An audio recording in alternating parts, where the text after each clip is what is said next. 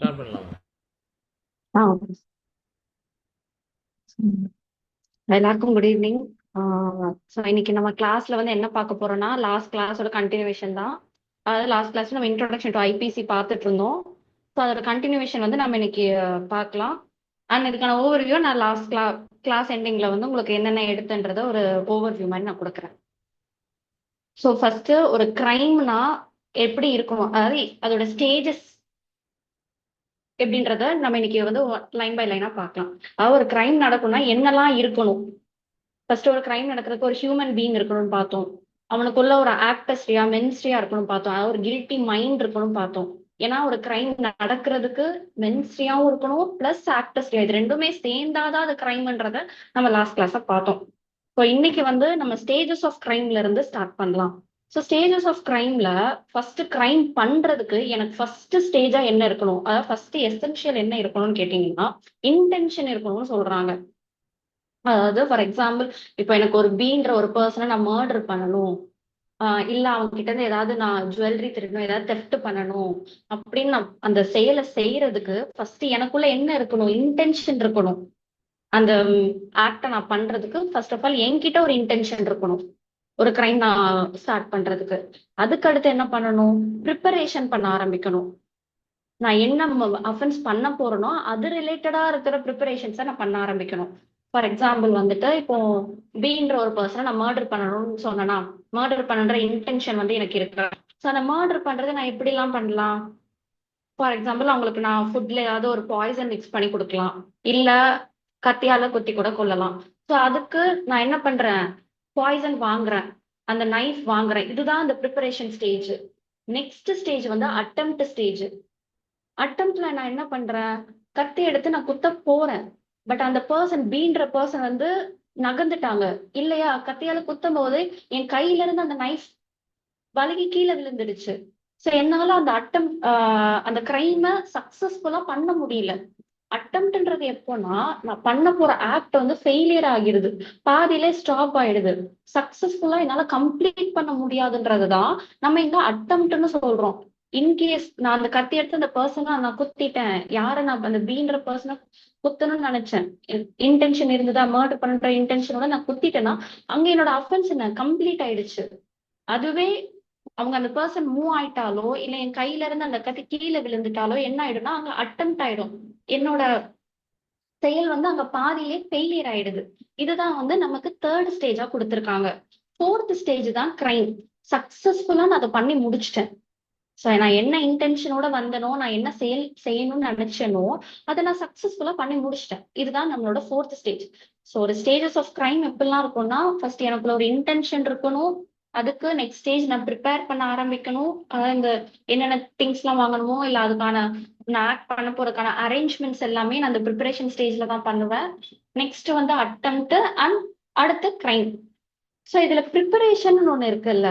So இந்த preparation ஸ்டேஜ்லயே இதுவே மீர் ப்ரிப்பரேஷனுமே அஃபென்ஸான்னு கேட்டீங்கன்னா கிடையாது. ஆனா இதுக்கு ஒரு எக்ஸப்ஷன் ஸ்டேஜ் இருக்கு. அதாவது இந்த டெக்காய்டி, இந்த கிரிமினல் கான்ஸ்பிரசி எல்லாம் வருது இல்ல, இந்த டெக்காய்டி, வேஜிங் வார் அகேன்ஸ்ட் கவர்மெண்ட், இதெல்லாமே மியர் ப்ரிப்பரேஷன் இருந்தாலே அஃபென்ஸ்ன்னு சொல்றாங்க. இது மட்டும் அந்த டெக்காய்டி இந்த மாதிரி ஸ்டேஜஸ்க்கு மட்டும்தான் mere preparation itself amount to offence. இதுவே நான் ஒரு மர்டர் தான் பண்றேன், மர்டர் பண்றதுக்கு வெறும் நான் ஒரு கத்தி வாங்குறேன்னு வச்சுக்கோங்களேன், மர்டர் அந்த இதுவே மறந்துடுங்க, வெறும் நான் போய் ஒரு கத்தி மட்டும் தான் வாங்குறேன் ஒரு கடையில இருந்து, கத்தி வாங்கினாலே அது அஃபென்ஸான்னு கேட்டா கிடையாது. அந்த நைஃப் நான் எதுக்காக வேணாலும் வாங்கலாம், வெஜிடபிள்ஸ் கட் பண்றதுக்கு வாங்கலாம், இல்ல வேற என்ன பர்பஸ்க்காக வேணாலும் நான் வாங்கலாம். அதே கத்தி எடுத்து நான் ஒருத்தனை குத்துனா மட்டும்தான் என்ன தெரியும், எனக்கு அவனை கொலை பண்ணுன்ற இன்டென்ஷன் இருக்குன்றதே அதுக்கப்புறம் தான் ப்ரூவ் ஆகும். சோ இந்த மாதிரி இந்த கத்தி வாங்குறது இதெல்லாம் வந்து மியர் ப்ரிப்பரேஷன் எல்லாமே இட்ஸ் நாட் அன் அஃபென்ஸ்னு சொல்றாங்க. ஓகேங்க sir, next.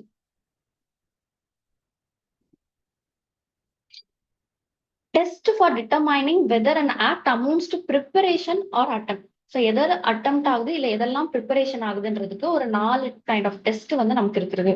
So first test வந்து ப்ராக்சிமிட்டி ரூல் அப்படின்னு சொல்லி சொல்றாங்க. ப்ராக்சிமிட்டி ரூல் அப்படின்னா, இப்போ நான் பண்ற ப்ரிப்பரேஷனுக்கும் அந்த ஃபைனல் அந்த அட்டெம்ப்ட்க்கும் இருக்கிற அந்த கேப் எவ்வளவு தூரம் இருக்கு. இப்போ ஒரு எக்ஸாம்பிள் சொல்றேன்னு, இப்போ எனக்கு வந்து பீன்ற ஒரு பர்சனை வந்து கொலை பண்ணணும். அதுக்காக நான் என்ன பண்றேன், ஒரு நைஃப் வாங்குறேன். நைஃப்ன்றது அது வந்து ஒரு ப்ரிப்பரேஷன், அவ்வளவுதான். அட்டெம்ப்ட், நான் இன்னும் கொலை பண்ண போகல, வெறும் நான் கத்திய வாங்கி தான் வச்சிருக்கேன், அது என்கிட்ட தான் இருக்கு. ஸோ இட்ஸ் ப்ரிப்பரேஷன் ஸ்டேஜ்ல தான் இருக்கு. இது வந்து அட்டெம்ப்ட், நான் இன்னும் அவனை கொலை பண்றதுக்கு போகல. ஸோ அந்த அட்டெம்ப்ட்ன்ற ஸ்டேஜ்க்குள்ளேயே நான் வந்து போகல. ஆஹ் இதுவே இன்னொன்னு எடுத்துக்கோங்களேன். இதே நான் வந்து பியோட வீட்டுக்குள்ள போறேன். வீட்டுக்குள்ள போயிட்டு அங்க இருந்து ஒரு கத்தி எடுத்து நான் பியோட வீட்டுக்குள்ள போறேன். வீட்டுக்குள்ள போயிட்டு பிய நான் குத்துறதுக்கு வரேன். பட் பி என்ன பண்றாங்க, அங்க இருந்து மிஸ் ஆயிடுறாங்க. சோ இதுதான் அந்த என்னோட ப்ரிப்பரேஷன்ல இருந்து அந்த அட்டெம்ப்ட், நான் எவ்வளவு க்ளோஸ்ல இருக்கிறேன் அவன அந்த ஆக்சுவலா அந்த கமிஷனை நான் பண்றதுக்கு நான் எவ்வளவு கிட்ட இருக்கேன்றத கணிக்கிறது தான் ப்ராக்சிமிட்டி ரூல்னு சொல்றாங்க. ஸோ நெக்ஸ்ட் வந்துட்டு என்னன்னா, டாக்டரின் ஆஃப் லோக்கஸ் கோயன்ஷியேட்டி அப்படின்னா என்ன, மியர் ப்ரிப்பரேஷன்.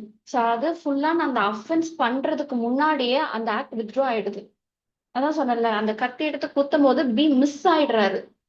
ஸோ அதெல்லாமே வந்து மியர் ப்ரிப்பரேஷன் கீழே வந்து வரும். ஸோ இதுல மியர் ப்ரிப்பரேஷன் அப்ப இதுல சொன்ன மாதிரி சும்மா ஒரு நைஃப் வாங்குறது, பாய்சன் வாங்குறது, அதெல்லாமே வந்து அஃபென்ஸ் கீழே வராது. சரிங்களா? நெக்ஸ்ட் ஸ்டேஜ் தான் ஈகோகலி டெஸ்ட். அது அட்டெம்ப்ட் பிளஸ் ப்ரிப்பரேஷன், இது ரெண்டுமே சேர்ந்து அங்க இருக்கணும். என்னோட அப்பதான் என்னோட கான்டக்டே வந்து என்ன ஆகும், கிரிமினலி லயபிள் ஆகும். இப்போ உங்களுக்கு புரியுற மாதிரி சொல்லணும்னா, ஃபர்ஸ்ட் நான் அது ஏ அந்த அட்டெம்ப்ட் பிளஸ் ப்ரிப்பரேஷன் ரெண்டும் சேர்ந்தாதான் ஈகோகலி டெஸ்ட் நான் சொன்னேன். என்னோட கான்டக்டே வந்து காட்டணும், என்னோட செயலே வந்து அதுலயே தெரியணும் நான் பண்றது ஒரு கிரிமினல் அட்டெம்ப்ட். எந்த ஒரு டவுட்டுமே இல்லாம என்னோட செயலே அது ப்ரூவ் பண்ற மாதிரி இருக்கணும் நான் பண்றதே ஒரு அஃபென்ஸ்ன்னு. நெக்ஸ்ட் ஸ்டேஜ் தான் அட்டெம்ப்டிங் அண்ட் இம்பாசிபிள் ஆக்ட் அப்படின்றாங்க. இம்பாசிபிள் ஆக்ட் அப்படின்னா என்ன, உம் இப்போ ஒரு கன் எடுத்து நான் ஒருத்தனை ஷூட் பண்றேன். ஆனா அந்த கன்ல என்ன இல்ல, புல்லட்டே கிடையாது. புல்லட்டே இல்லாம நான் ஒருத்தனை ஷூட் பண்ண போறேன். அங்க என்ன ஒரு இம்பாசிபிள் ஆக்ட் நடக்குது. இல்ல இப்ப எனக்கு வந்து ஜுவல்லரி திருடணும் அப்படின்னு சொல்லிட்டு நான் ஒரு வீட்டுக்குள்ள போறேன் இல்லையா, அந்த பப்ளிக் பிளேஸ்ல அந்த ஜுவல்லரி பேக்லயே வச்சிருக்காங்கன்னு வச்சுக்கோங்க. அந்த ஜுவல்லரி பேக் எடுத்துட்டு நான் ஓபன் பண்ணதுக்கு அப்புறம் தான் தெரியுது அதுக்குள்ள ஒண்ணுமே இல்ல, வெறும் ஒரு பாக்ஸ் மட்டும் தான் இருக்குன்னு எனக்கு தெரியுது. இல்லையா, எனக்கு வந்து பிட் பாக்கெட் அடிக்கணும். பிட் பாக்கெட் அடிக்கிறதுக்கு நான் ஒரு பர்சனோட பாக்கெட்ல கை விடுறேன். கை விட்டதுக்கு அப்புறம் தான் தெரியுது அதுக்குள்ள எந்த ஒரு மணியுமே அவங்க வைக்கவே இல்லை அப்படின்னு. இது எல்லாமே வந்துட்டு என்ன, அட்டெம்ப்ட் பண்றேன். ஆஹ் அட்டெம்ப்ட்க்கு எல்லாமே இந்த மாதிரி அட்டெம்ப்ட் டு தெஃப்ட் இதுக்கெல்லாமே ஐபிசில வந்து தனித்தனியா நமக்கு வந்து இந்த டெஃபினிஷன் செக்ஷன் அதுக்கான பனிஷ்மெண்ட்ன்றதை நமக்கு கொடுக்கல. ஸோ ஃபார் எக்ஸாம்பிள் இந்த attempt to murder, attempt to culpable homicide எல்லாம் இருக்கிற மாதிரி நமக்கு இந்த அட்டெம்ப்ட் தெஃப்ட்னு இல்ல. ஸோ இதெல்லாம் இந்த அட்டெம்ப்ட்னு அஃபென்ஸ், இதெல்லாமே ஒரு அஃபென்ஸ்ன்னு சொல்லாத ப்ரொவிஷன்ஸ் எல்லாமே எது கீழே கொண்டு வந்திருக்காங்கன்னா செக்ஷன் 511 ஆஃப் ஐபிசி கீழே அட்டெம்ப்டுக்கான இதுக்கான டெஃபினேஷன்ஸா அதுல கொண்டு வந்திருக்காங்க. அது என்ன, அட்டெம்ப்ட் தெஃப்ட் எல்லாம் பண்றேன்ல, எதுக்கெல்லாம் அட்டெம்ப்ட்னு ஸ்பெசிஃபிக்கா இல்லையோ அது எல்லாமே நம்மளுக்கு செக்ஷன் 511 ஆஃப் ஐபிசிலையும் செக்ஷன் 22 ஆஃப் பிஎன்எஸ்லயும் வந்து நமக்கு இதை கொடுத்திருக்காங்க. Sir next.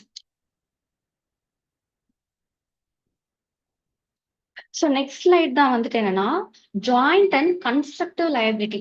So joint and constructive லயபிலிட்டிக்குள்ள நான் போறதுக்கு முன்னாடி ஃபர்ஸ்ட் காமன் இன்டென்ஷன்னா என்ன, சிமிலர் இன்டென்ஷன்னா என்ன, இது ரெண்டுக்கும் ஒரு டிஃபரன்ஸ் வந்து நான் ஃபர்ஸ்ட் சொல்றேன்.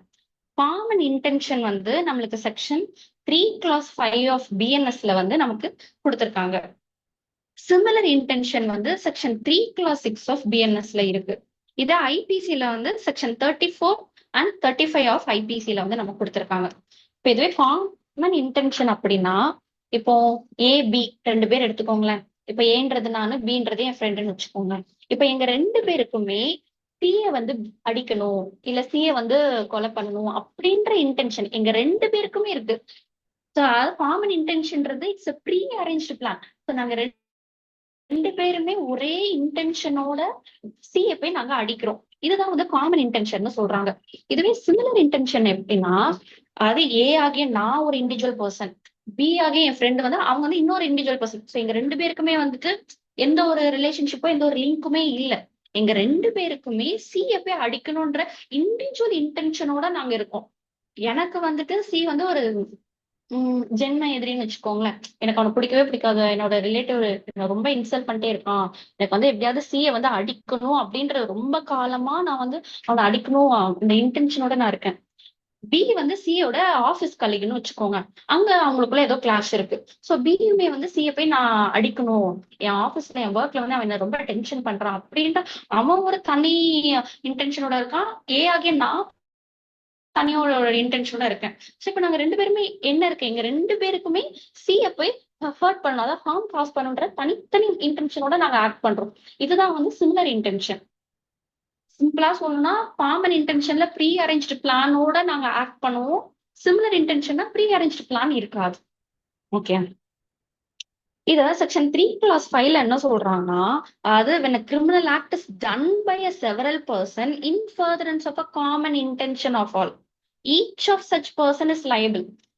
இப்போ ஆம், ஒரு 3 பேர் இருக்காங்க, இல்ல ஒரு 2 பேர் இருக்காங்கன்னு வச்சுக்கோங்களேன். இப்ப நானும் பியும், நான் ஏபிசி 3 பேருமே சேர்ந்து டீன்ற ஒரு பர்சனை போய் அடிக்கிறாங்க. இதுல ஏபிசில ஏ மட்டும் தான் டிய போய் அடிக்கிறாங்க. பிசி வந்து சும்மா அந்த பக்கத்துல நின்னு வேடிக்கை தான் பாக்குறாங்க. இதுல ஏ மட்டும் தானே அடிச்சாங்க. சோ அப்ப ஏ மட்டும் தானே அஃபென்ஸ் கமிட் பண்ணாங்களான்னு கேட்டா இல்ல.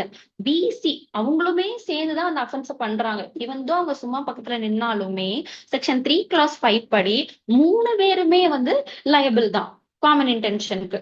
சரிங்களா? அதே செக்ஷன் 3 clause 6லயுமே சிமிலர் இன்டென்ஷனும் அதே தான் சொல்லியிருப்பாங்க. சோ சிமிலர் இன்டென்ஷனை நான் எப்படி பண்றேன்? வித் நாலேஜ், ஒரு இன்டென்ஷனோட நான் அந்த கிரிமினல் ஆக்ட வந்து நாங்க பண்றேன். ஓகே. இதுவே கன்ஸ்ட்ரக்டிவ் லயபிலிட்டி, அதாவது செக்ஷன் இது வந்து 190 பிஎன்எஸ்ல வந்து நமக்கு இது இருக்கு. அதாவது ஜாயிண்ட் லயபிலிட்டியோட எதுல இருந்து டிரைவ் பண்ணிருக்கோம், நம்ம டாக்டர் கன்ஸ்ட்ரக்டிவ் லயபிலிட்டில இருந்தா வந்து வந்திருக்கு. ஸோ கன்ஸ்ட்ரக்டிவ் லயபிலிட்டி வந்து செக்ஷன் 190 ஆஃப் பிஎன்எஸ் வந்து நம்ம எடுத்து பார்க்கலாம். செக்ஷன் 190ல என்ன சொல்றான்?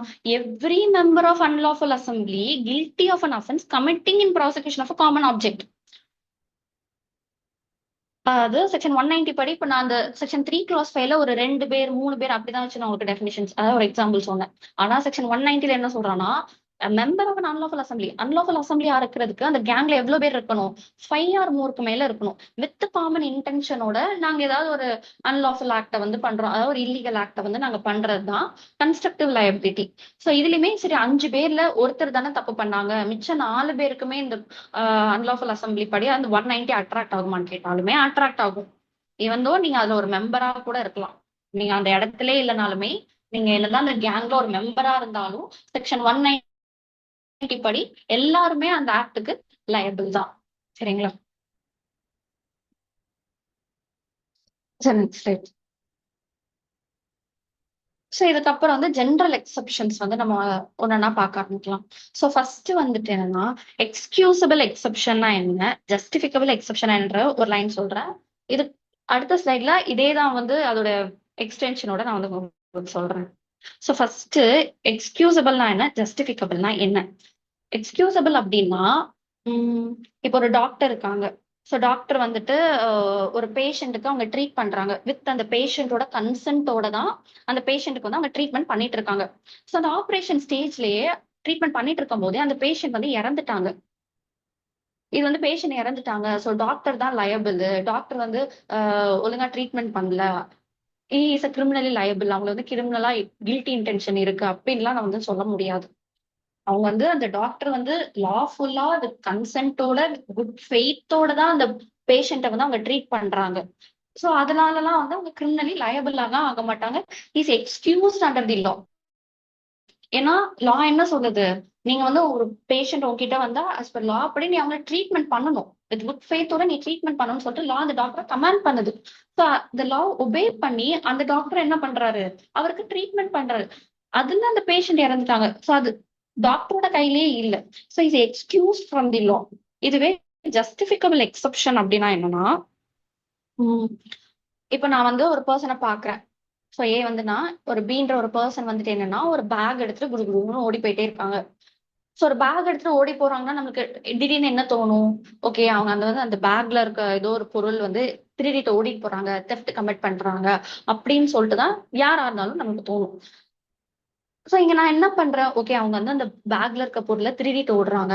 சோ நம்ம வந்து ஒரு ஒரு லாஃபுல் சிட்டிசன் நான் வந்து என்ன பண்றேன், அந்த பர்சனை புடிச்சு போலீஸ் கிட்ட வந்து ஒப்படைச்சிடுறேன். சோ ஒரு லாஃபுல் அத்தாரிட்டி கிட்ட போய் நான் வந்து ஹேண்ட் ஓவர் பண்ணிட்டேன் அந்த பர்சனை.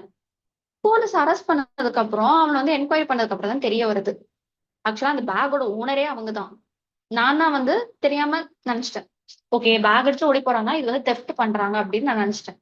சோ போலீஸ் விசாரிச்சதுக்கு அப்புறம் தான் தெரியுது அந்த பேக்கோட ஓனர்ன்றது. இங்க வந்து நான் பண்ணது வந்து அன்லாஃபுல் இல்ல, எனக்கு வந்து ஒரு ஜஸ்டிஃபைட் ஆன ஒரு ஆக்ட தான் நான் வந்து இங்க பண்ணியிருக்கேன். சோ புடிச்சு கொடுத்துன்றதுக்காக எல்லாம் என்ன திருப்பி போய் அரெஸ்ட் எல்லாம் பண்ண முடியாது. அண்ட் என்ன கிரிமினலா லயபிள் எல்லாம் கிடையாது. எனக்கு முன்னாடி ஒரு பேக் எடுத்து ஒருத்தன் ஓடி போறான், அந்த ஒரு நல்ல எண்ணத்துல தான் நான் போய் போலீஸ் அந்த கன்சர்ன் அத்தாரிட்டி கிட்ட போய் நான் வந்து ஹேண்ட் ஓவர் பண்ணியிருக்கேன். இதுவுமே லா படி என்ன எக்ஸ்கியூஸ் பண்ணிடும்.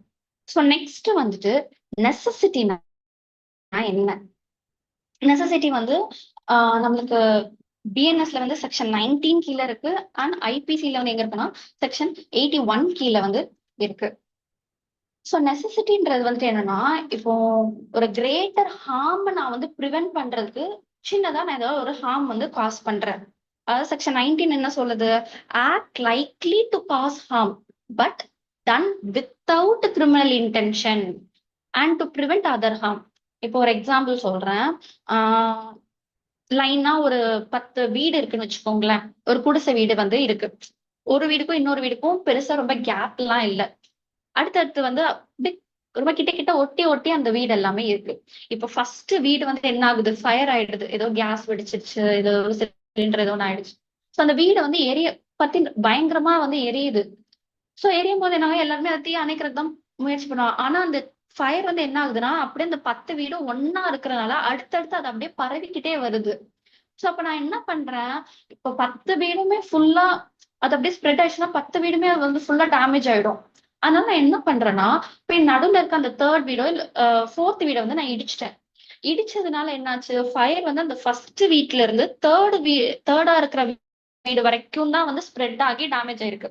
மீதி இருக்கிற அந்த 5 to 10 வந்து சேஃப் ஆயிடுச்சு. இதுக்கு என்ன லயபிளான்னு கேட்டா கிடையாது. ஏன்னா நான் 5 to 10 வரைக்கும் இருக்க வீட ஒரு கிரேட்டர் ஹார்ம் பண்ணாம இருக்கிறதுக்கு நான் அந்த சின்னதா அந்த ஃபோர்த் வீடை மட்டும் நான் இடிச்சிட்டேன். இதுக்கு ஒரு மேக்ஸிம் இருக்கு. என்ன மேக்ஸிம்னா, குவாட் நெசசிட்டேட்ஸ் நான் ஹேபிட் லிகம். அப்படின்னா ஒரு கிரேட்டர் ஹார்ம் ப்ரிவென்ட் பண்றதுக்கு நம்ம சின்னதா ஒரு அஃபென்ஸ் பண்றேன். நெசசிட்டி நோஸ் நோ லா. இப்ப இதே ஒரு 10 வீடு ஒரு சினாரியோ சொன்னேன்ல, அதே இதுல இன்னொரு ஒரு கேஸ்ல எப்படி இருக்குன்னா, இப்போ ஃபர்ஸ்ட் வீடுக்கும் செகண்ட் வீடுக்கும் நல்ல ஒரு ஒரு 4 கிலோமீட்டர் ஒரு 5 கிலோமீட்டர் நல்ல தொலைவுல தான் இருக்கு. சோ அந்த 10 வீடுமே ரொம்ப டிஸ்டன்ஸ்ல தான் இருக்கு. இப்ப ஃபர்ஸ்ட் வீடு எரியுதுன்னு சொல்லிட்டு நான் போய் தேர்ட் வீடை இடிச்சேன்னா அதுக்கு நான் லயபிள். ஏன்னா இங்க வந்து அந்த ஒரு எமர்ஜென்சி அந்த ஒரு எதுவுமே இல்ல, அந்த ஒரு டிஃபென்ஸை நான் வந்து எடுக்க முடியாது. ஏன்னா ஃபர்ஸ்ட் சினாரியில எப்படி இருந்து எல்லா வீடுமே ஒன்னா இருந்ததுனால நான் அந்த ஃபோர்த் வீடை இடிச்சிட்டேன். இதுவே செகண்ட் சினாரியில எப்படி இருக்கு, ஃபர்ஸ்ட் வீடுக்கும் செகண்ட் வீடும் ரொம்ப தள்ளி தள்ளி இருக்கு. இந்த ஃபர்ஸ்ட் வீடு எரியறதுனால ரெண்டாவதா இருக்க வீடுக்கு எந்த ஒரு பாதிப்புமே இல்லாத போது நான் அந்த ரெண்டாவது வீடை போய் நான் வந்து இடிக்க கூடாது. ஓகேவா? இதுதான் வந்து நெசசிட்டினா என்னன்றத நம்மளுக்கு சொல்றாங்க. So next so next so next வந்துட்டு என்னன்னா, insanity or mental abnormality. So இன்சானிட்டின்றது என்ன, இந்த அன்சவுண்ட் மைண்ட் பர்சன்ஸ். ஸோ ஐபிசில எல்லாமே இன்சானிட்டி அந்த மாதிரிலாம் வந்து நமக்கு சொல்லலை. ஸோ எல்லாமே அவங்களை எப்படி சொல்றோம், அ பர்சன் ஆஃப் அன்சவுண்ட் மைண்ட்ன்றத நம்ம பிஎன்எஸ்ல சொல்றோம். ஸோ செக்ஷன் 22ல வந்துட்டு act of a person of unsound mind. இதே இது ஐபிசில எங்க சொல்லியிருக்கான், செக்ஷன் 84 ஆஃப் ஐபிசில வந்து நம்மளுக்கு சொல்லியிருக்காங்க. அதாவது செக்ஷன் 22ல என்னன்னா, nothing is an offence which is done by a person who at the time of doing it. So நான் நான் அந்த அஃபென்ஸ் பண்ற அந்த மொமெண்ட்ல அந்த டைம்ல வந்துட்டு நான் பண்ற அஃபென்ஸ்க்கான நேச்சரே எனக்கு தெரியாது. இப்ப நான் ஒரு மர்டர் பண்ணேன்னா மர்டர்ன்றது அஃபென்ஸ்னே தெரியாது, அது ஒரு கிரேவ் ஒரு சீரியஸ் அஃபென்ஸ்னே எனக்கு தெரியாது. Is incapable of knowing the nature of ஆக்ட்ன்றத அதான் சொல்றாங்க. Or that he is doing whether or that is doing what is either wrong or contrary to law. So நான் பண்றது தப்புனோ இல்ல லாக்கு அது முரணான செயல்னோ எனக்கு தெரியாது அந்த டைம்ல. இப்ப நான் இன்னைக்கு வந்து ஒருத்தன் வந்து நைஃபால குத்திட்டேன், ஸோ இன்னைக்கு வந்து நான் வந்து இன்சானிட்டியா இருக்கேன். ஸோ அதாவது மென்டலி நான் வந்து அப்நார்மலான ஒரு பர்சன். எனக்கு வந்து அது தப்புனே வந்து எனக்கு தெரியல. பட் இதுவே ஒரு 2 மந்த்ஸ்க்கு அப்புறம் நான் வந்து சரியாயிட்டேன். ஸோ ஒரு நார்மல் ஒரு செயின் பர்சனுக்கு அப்படி வந்துட்டேன். அப்போ நான் ஒண்ணு பண்ண நைஃப் எடுத்து கொடுத்துட்டேன்னா அது தப்பு. அப்ப நான் வந்து என்ன ஸ்டாண்ட் எடுக்க முடியாது. நான் வந்து 2 மாசத்துக்கு முன்னாடி இன்சேனா இருந்தேன் அப்படின்னு சொல்லிட்டுலாம் நான் வந்து ஸ்டாண்ட் எடுக்க முடியாது. நான் பண்ற அஃபென்ஸ் பண்ற அந்த டைம்ல இருக்க என்னோட மைண்ட் தான் பார்ப்பாங்க. நான் சேனா இருக்கேனா இல்ல இன்சேனா இருக்கேனான்றத அந்த டைம்ல நான் எப்படி இருக்கேன்றதான் லா பார்க்கும். இதுக்கு ஒரு 2 மேக்ஸிம் இருக்கு. ஸோ ஃபர்ஸ்ட் மேக்ஸிம் வந்துட்டுன்னா ஃபியூரியஸ் நியூலா வாலண்டஸ் எஸ்ட் அப்படின்னா a man man knows no will. So நான் தான் அந்த மேன் எனக்கு வந்து அந்த செயல் செய்யன்ற எந்த ஒரு வில்லுமே இல்லை, எந்த ஒரு இன்டென்ஷனுமே இல்லாம நான் அந்த ஆக்ட செஞ்சுட்டேன். இன்னொரு மேக்ஸிம்ல என்ன ஃபியூரியஸ் ஆப்சன்ட் லோஎஸ்ட் meaning a man is punished by his own madness. So இப்போ நான் இன்சேன் பர்சனா இருக்கிறேன், அதாவது மென்டலி அப்நார்மலா இருக்கிறேன், ஒரு அன்சோன் மைண்ட். இப்ப நான் போய் ஒரு கத்தி எடுத்து குத்துனேன்னு சொன்னேன் இல்லையா, குத்துனதுனால லா கீழ என்ன பனிஷ் பண்ண முடியாது, என்ன எக்ஸ்கியூஸ் பண்ணிடுவாங்கன்னு நான் சொன்னேன்ல. இதுல இவன் என்ன சொல்றான், meaning a man is punish by his own madness. எனக்கு ஆக்சுவலா எனக்கு தண்டனை கொடுக்கணும்ன்றதே இல்ல, என்னோட கெப்பாசிட்டி என்னோட ஸ்டேஜே வந்து எனக்கு என்னவா இருக்கு, அதுவே எனக்கு ஒரு பெரிய பனிஷ்மெண்டா தான் இருக்குன்னு சொல்றாங்க. சோ இதுல ஆர் விசஸ் டேனியல் எம் நாட்டன் அப்படின்னா, அதாவது இந்த எம் நாட்டன் ரூல்ல வந்து இந்த கேஸ்ல என்ன சொல்லியிருக்காங்கன்னா, ஸோ இங்கிலீஷ்மேன் ஷூட் தி செக்ரட்டரி, அதாவது இங்கிலாந்துல இருக்க பிஎம் தான் ஷூட் பண்ணணும். இப்ப நான் இங்கிலாந்துல இருக்க பிஎம் தான் நான் ஷூட் பண்ணணும். பட் எனக்கு அந்த மென்டல் கெப்பாசிட்டி இல்லாதனால நான் என்ன பண்றேன், அதுல செக்ரட்டரியில போய் நான் ஷூட் பண்ணிட்டேன். ஸோ எனக்கு அதுக்கான கான்சிக்வன்ஸோ எனக்கு அந்த நேச்சரோ வந்து எனக்கு தெரியல. ஸோ அதனால லால என்ன என்ன பண்றாங்க, எக்ஸ்கியூஸ் பண்ணிடுறாங்க. ஸோ இதுதான் வந்து என்ன சொல்றாங்கன்னா insanity or mental abnormality under section 22 of BNS and section 84 of IPC. ஓகேங்களா. ஸோ நெக்ஸ்ட் வந்து நெக்ஸ்ட் ஸோ நெக்ஸ்ட் தான் வந்து என்ன மிஸ்டேக். ஸோ மிஸ்டேக் வந்து நமக்கு எங்க இருக்குன்னா, இதுதான் வந்து நான் அப்பல சொன்னேன் அந்த எக்ஸ்கியூசபிள் ஜஸ்டிஃபிகபிள். இது வந்து எங்க இருக்க சொல்லியிருப்பாங்கன்னா செக்ஷன் 14 அண்ட் 17 ஆஃப் தி பிஎன்எஸ்ல வந்து நம்மளுக்கு சொல்லியிருக்கு. ஆனா ஐபிசில வந்து செக்ஷன் 76 அண்ட் 79, அதாவது bound by law justified by லான்றது நமக்கு இருக்கு. இப்போ இந்த மிஸ்டேக்கவே 2 டைப்பா பிரிக்கிறாங்க. ஃபர்ஸ்ட் மிஸ்டேக் ஆஃப் ஃபேக்ட்னா என்ன, மிஸ்டேக் ஆஃப் லானா என்ன. Mistake of fact and mistake of லான்னு சொல்றதுக்கு முன்னாடி ஃபர்ஸ்ட் மிஸ்டேக் ஆஃப் ஃபேக்ட் அது வந்து நம்ம என்னன்னு பார்ப்போம். அதுக்கு section 14 of the BNS. So mistake of the ஃபேக்ட்ன்றது, இப்போ ஒரு எக்ஸாம்பிள் சொல்லணும்னா, இப்போ போலீஸ் ஆஃபீஸர் எடுத்துக்கோங்களேன். ஸோ போலீஸ் ஆஃபீஸர் இப்ப நான் வந்து அந்த போலீஸ் ஆஃபீஸர்னா என்னை போய் சிஏ போய் அரெஸ்ட் பண்ணிட்டு வந்து எனக்கு வந்து ஒரு ஆர்டர் கொடுக்குறாங்க, அதாவது கோர்ட்ல இருந்து எனக்கு ஒரு ஆர்டர் வருது, நீ போய் இந்த மாதிரி சிஏ போய் அரெஸ்ட் பண்ண அப்படின்னு. நான் என்ன நினைச்சேன்னா பிஏ தான் சீன்னு நினைச்சிட்டேன். சோ நான் வந்து எனக்கு அது தப்பா கன்வே ஆயிடுச்சு. சோ இவங்கதான் வந்து அந்த சீன்ற பர்சன் அப்படின்னு நினைச்சிட்டு நான் சிஏ போய் அரெஸ்ட் பண்றேன். சோ இன்னும் உங்களுக்கு வந்து பேரக்டோட டெஃபினேஷன் அந்த எக்ஸாம்பிளோட நான் சொல்றேன்.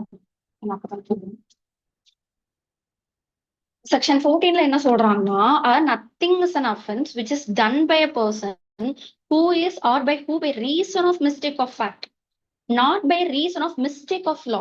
ஸோ எப்பவுமே ஒரு மிஸ்டேக் நடக்கும்போது அது மிஸ்டேக் ஆஃப் ஃபேக்ட தான் எப்பவுமே பார்ப்பாங்க. அது மிஸ்டேக் ஆஃப் ஃபேக்ட்ன்ற போது நம்ம அதை டிஃபென்ஸா எடுத்துக்கலாம்.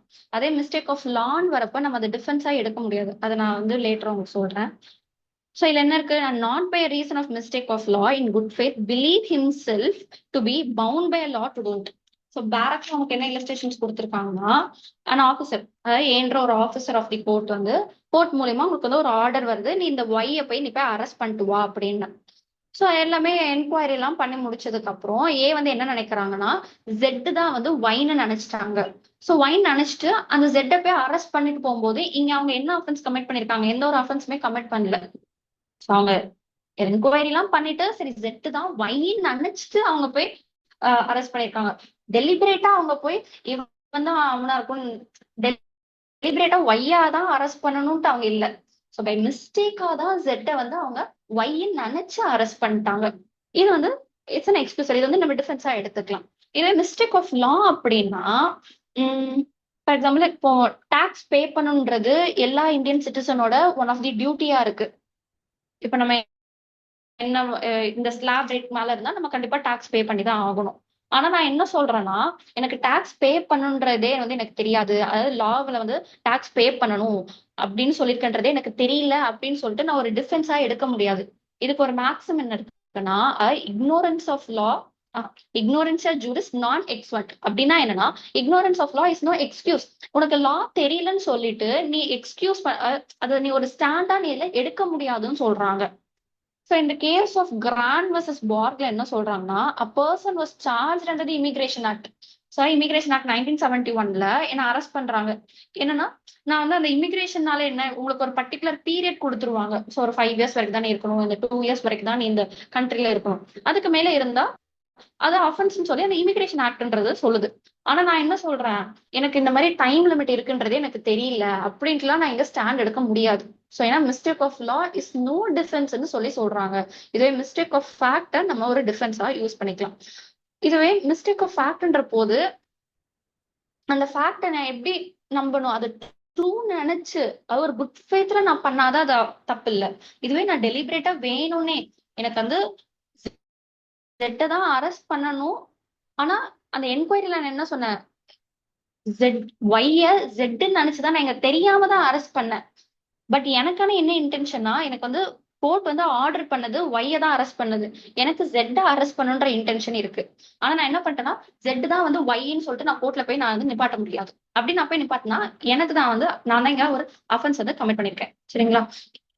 ஸோ ஒரு மிஸ்டேக்னா அது எப்பவுமே அந்த சென்டென்ஸ், அதாவது அந்த ஸ்டேட்மெண்ட் வந்து குட் ஃபேத்தா இருக்கணும். அதை நான் ட்ரூன்னு பிலீவ் பண்ணி நான் பண்ணனா அது அஃபென்ஸ் இங்க இல்ல.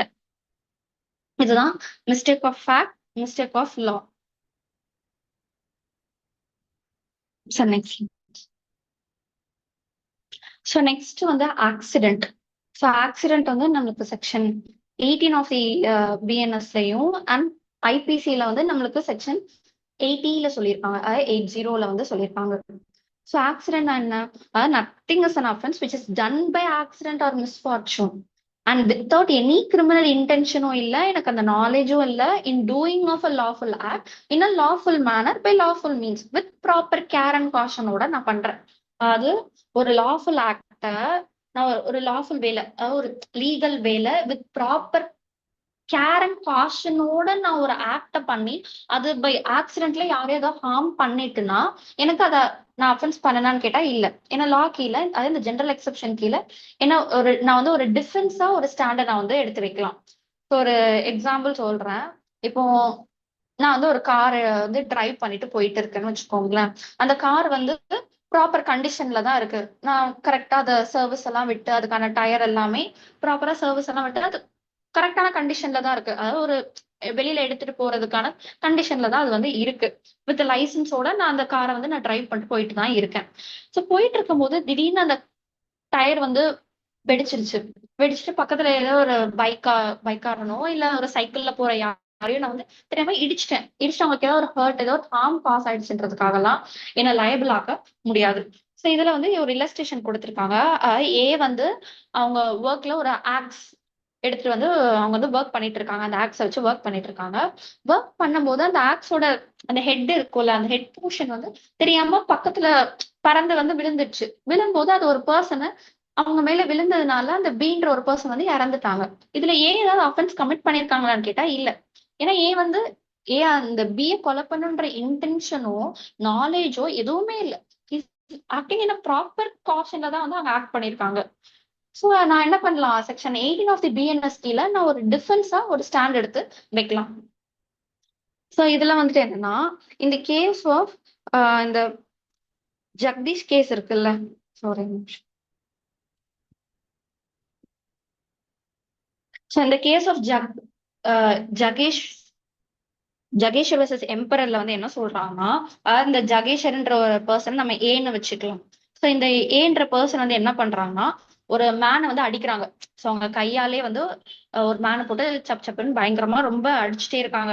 அப்படியே அடிக்கும் போது என்ன, அவங்களோட ஒய்ஃப் வந்து இன்பிட்வீன் அந்த ஃபைட்டுக்கு நடுவுல வந்து வந்துட்டாங்க. ஸோ ஒய்ஃப் நடுவுல வரும்போது அவங்க கையில வந்து ஒரு 2 months பேபி, அதாவது சின்ன ஒரு கை குழந்தை வந்து வச்சுட்டு வராங்க. ஸோ அப்படி நடுவுல வந்ததுனால அந்த பர்சனை தான் நான் வந்து அடிக்க போனேன். இவங்க நடுவுல வந்ததுனால நான் என்ன பண்றேன், ஸோ அந்த ஒய்ஃபையும் நான் வந்து ஹிட் பண்றதுக்கு ட்ரை பண்றேன்.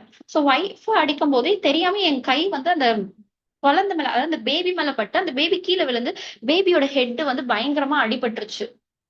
இத நான் ஒரு ஆக்சிடென்ட் கீழ நான் டிஃபென்ஸா எடுக்க முடியுமான்னு கேட்டா எடுக்க முடியாது. ஏன்னா நான் யார அடிக்க போனது? அந்த பீன்ற ஒரு பர்சன தான் நான் அடிக்க போனேன். இது வந்து ஒரு லாஃபுல் ஆக்ட்டே இல்ல. ஒரு அன்லாஃபுல் ஆக்ட். சோ நான் வந்து பிய தான் அடிக்க போனேன். நடுவுல அவங்க ஒய்ஃபும் அவங்க பேபியும் குறுக்கால வந்துட்டாங்க. சோ நான் பேபிய அடிக்க போன்ற இன்டென்ஷனே எனக்கு இல்ல. அப்படின்லாம் நான் வந்து ஸ்டாண்ட் எடுக்க முடியாது. நான் ஃபர்ஸ்ட் பண்ண ஆக்டே இட்ஸ் அன் அன்லாஃபுல் தான். சோ இதுல பேபியும் நடுவுல வந்ததுனால நான் அது ஒரு ஆக்சிடென்ட், அதாவது section 18 of the IPC BNS கீழ நான் அதை ஒரு டிஃபென்ஸாலாம் நான் அதை எடுக்க முடியாதுன்னு சொன்னதுதான் இந்த கேஸ். அதாவது ஜகேஷ்வர் வெர்சஸ் எம்பரர்ல வந்து சொல்லியிருப்பாங்க. ஸோ இந்த state of government versus Rangaswamy கேஸ்ல வந்து என்ன சொல்லியிருப்பாங்கன்னா, when act is done by the accident, so ஆக்சிடென்ட்டா நான் ஏதோ ஒரு விஷயம் பண்ணிட்டேன், ஏதோ ஒரு செயல் செஞ்சுட்டேன்னா, அப்ப நான் செக்ஷன் 80 ஆஃப் தி பிஎன்எஸும் 80 ஆஃப் தி ஐபிசிலையும் அண்ட் 18 ஆஃப் தி பிஎன்எஸ் கீழ நான் ஒரு டிஃபென்ஸா எடுத்துக்கலாம்னு சொல்றதுதான் இந்த கேஸ். சரிங்களா? இதே இது Bhupinder versus state of Gujarat. இந்த கேஸ்ல வந்து சுப்ரீம் கோர்ட் என்ன சொல்றாங்கன்னா, இப்ப நான் ஒரு ஆக்டா பை மிஸ்டேக்கா பை ஆக்சிடென்டா பண்ணாதான் நான் அதை டிஃபென்ஸா யூஸ் பண்ண முடியும். இல்ல நான் வந்து ஒரு டெலிபரேட்டா வேணும்னே அந்த அந்த பர்சன் நான் அட்டாக் பண்ணும். நான் அந்த இல்லஸ்ட்ரேஷன் எடுத்துக்கோங்களேன். அந்த ஆக்ஸ வச்சு நான் ஒரு இல்லஸ்ட்ரேஷன் சொன்னேன்ல, அது தெரியாம தான் பட்டுருச்சு அப்படின்னு. ஆனா அத ஒரு அந்த சினாரியோல இப்ப வந்து எனக்கு இன்டென்ஷன் இருக்கு. சோ பி எப்படி இந்த வழியா தான் நடந்து போவான்னு எனக்கு தெரியும். நான் என்ன பண்றேன், வேணும்னே அந்த ஆக்ஸ வந்து அதோட ஹெட்டை கொஞ்சம் லூஸ் பண்ணி வச்சுட்டேன்.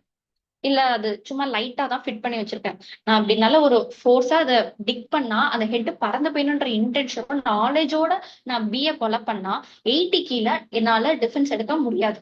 80லயும் அண்ட் 18 ஆஃப் தி பிஎன்எஸ் என்னால டிஃபென்ஸ் எடுக்க முடியாது. ஏன்னா நான் பண்ண ஆக்ட் வந்து டெலிபரேட்டா வித் இன்டென்ஷனோட நாங்க பண்ணிருக்கேன். நம்மளுக்கு பேரக்ல எப்படி இருக்கு, இன்டென்ஷனோட இல்லாம பண்ணாதான் நீ டிஃபென்ஸா யூஸ் பண்ணிக்கலாம்னு இருக்கு. வித் இன்டென்ஷனோட பண்ணாலாம் நான் 18 கீழே நான் டிஃபென்ஸ் எடுக்க முடியாது. சரிங்களா? இதுதான் செக்ஷன் 18 ஆஃப் தி பிஎன்எஸ்ல ஆக்சிடென்ட் வந்து நமக்கு டீல் பண்ணிருக்காங்க. சோ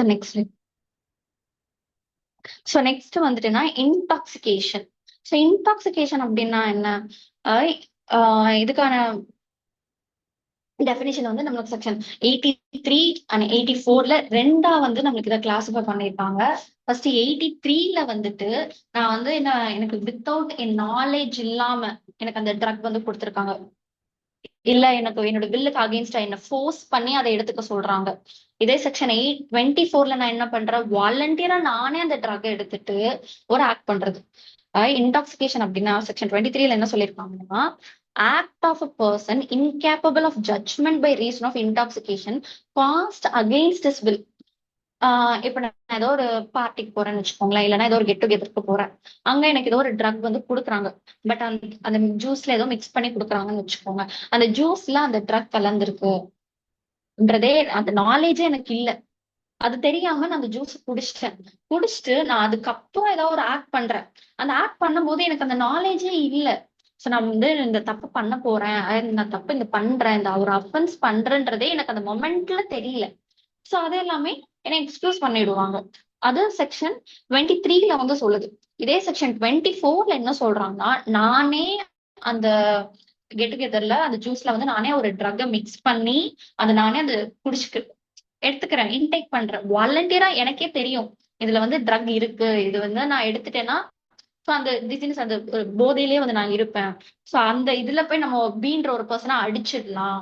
அடிச்சுட்டு நான் வந்து எனக்கு தெரியல, நான் இதுல ட்ரக் கலந்துருக்குன்னே எனக்கு தெரியல அப்படின்ற ஒரு ஸ்டாண்ட நான் எடுக்கலாமான்னு கேட்டா செக்ஷன் 24ல வந்து நான் அப்படி எடுக்க முடியாது. அது வந்து எக்ஸப்ஷன்ஸ் கீழே, கிரிமினல் லைபிலிட்டி எக்ஸப்ஷன்ஸ் கீழே வராது. செக்ஷன் 23ல எனக்கு தெரியாம நடந்துச்சு. சோ நான் ட்ரக் எடுத்ததே எனக்கு தெரியல, இல்ல எனக்கு ஃபோர்ஸ் பண்ணி கொடுத்துட்டாங்க. கொடுத்ததுக்கு அப்புறம் என்ன ஒரு ஆக்ட் பண்ணனா அந்த இன்டேக் பண்ணதுக்கு அப்புறம் நான் பண்ண ஆக்டுக்கு நான் செக்ஷன் 23 படி நான் லைபிள் கிடையாது. அதே செக்ஷன் 24ல என்ன சொல்றான், நான் வேணும்னே வாலண்டியரா அந்த இன்டாக்சிகன் அந்த ட்ரக் நான் இன்டேக் பண்ணிட்டு அதுக்கப்புறம் போய் ஒரு ஆக்ட் பண்ணனா அந்த ஆக்டுக்கு நான் டிஃபென்ஸ் எடுக்க முடியாது. அந்த ஆக்டுக்கு நான் ஃபுல்லாவே நான் அதுக்கு லயபிள் சொல்றதான் செக்ஷன் 24ல வந்து சொல்றாங்க. இதுதான் இன்டாக்சிகேஷன் 23 and 24. ஐபிசில எங்க இருக்கு நமக்கு 85 அண்ட் 86 ஆஃப் தி ஐபிசில இதை வந்து நமக்கு சொல்லியிருக்காங்க. ஸோ நெக்ஸ்ட் தான் வந்து நமக்கு ரொம்ப முக்கியமான ஒண்ணு, criminal conspiracy. So criminal conspiracy வந்து நம்மளுக்கு செக்ஷன் 61 ஆஃப் தி பிஎன்எஸ்ல வந்து சொல்லியிருக்காங்க. ஸோ செக்ஷன் 61 ஆஃப் தி பிஎன்எஸ்ல அண்ட் ஐபிசில வந்து கிரிமினல் கான்ஸ்பிரசினா என்ன, அதுக்கான பனிஷ்மெண்ட் என்னன்றத தனித்தனியா ஐபிசில வந்து நமக்கு இருந்தது. அதாவது section 120A and 120B. So 120Aல கிரிமினல் கான்ஸ்பிரசினா என்னன்ற டெஃபினிஷன் பார்ட் அதுல இருந்தது. அதுக்கான பனிஷ்மெண்ட் என்னன்றது நம்மளுக்கு பில சொல்லியிருந்தாங்க. இதுவே பிஎன்எஸ்ல எப்படி இருக்கு, அது ரெண்டுத்தையுமே கன்சாலிடேட் பண்ணி செக்ஷன் 61 கீழே கொண்டு வந்துட்டாங்க. ஸோ கிரிமினல் கான்ஸ்பிரசினா என்ன, அதுக்கான பனிஷ்மெண்ட் என்னன்றதை நம்மளுக்கு கிளாஸ் 4ல டீடைலா சொல்லியிருப்பாங்க. இப்போ நம்ம கிரிமினல் கான்ஸ்பிரசினா என்னன்னு பார்ப்போம். இப்போ கிரிமினல் கான்ஸ்பிரசி பண்றதுக்கு எத்தனை பேர் இருக்கணும்னு கேட்டீங்கன்னா 2 or more. ஸோ 2% கூட அதுக்கு வந்து இருக்கலாம். 2 or more, இப்போ 2 இருக்கலாம், 3 இருக்கலாம், எவ்வளவு பேர் வேணாலும் அட்லீஸ்ட் 2 அது வந்து இருக்கும் கிரிமினல் கான்ஸ்பிரசிக்கு. இப்ப நானும் பியும் சேர்ந்துன்னு வச்சுக்கோங்களேன், நானே என் ஃப்ரெண்டு பி, நாங்க 2 பேரும் சேர்ந்துட்டு ஒரு அன்லாஃபுல் ஆக்டோ இல்ல ஒரு இல்லீகல் ஆக்டோ நாங்க பண்றதுக்கு நாங்க என்ன பண்றோம்னா ஒரு அக்ரிமெண்ட் போடுறோம். இந்த மாதிரி நம்ம ஏ ஆகினா பி ஆகினேன்னு வந்து இந்த சிய மர்டர் பண்றதுக்கு நம்ம 2 பேரும் அக்ரி பண்றோம் அப்படின்னு சொல்லிட்டு நாங்க ஒரு அக்ரிமெண்ட் போட்டுட்டோம். போட்டதுக்கு அப்புறம் நான் அந்த மர்டர் பண்ணாதான் நாங்க 2 பேருமே லயபிளான்னு கேட்டீங்கன்னா இல்ல. அந்த agreement it self amount and offence. So அதுவே எங்களை கிரிமினல் லயபிள் ஆக்குறதுக்கு அதுவே ஒரு பெரிய இன்கிரீடியன்ட். அந்த அக்ரிமெண்டே ஒரு எசென்சியல் பார்ட் அப்படின்னு சொல்லிதான் நம்மளுக்கு செக்ஷன் 61ல வந்து சொல்லியிருக்காங்க. அதாவது அந்த அக்ரிமெண்ட் மட்டுமே வந்து போதும் ஒரு இல்லீகல் ஆக்டை வந்து நான் பண்றதுக்கு.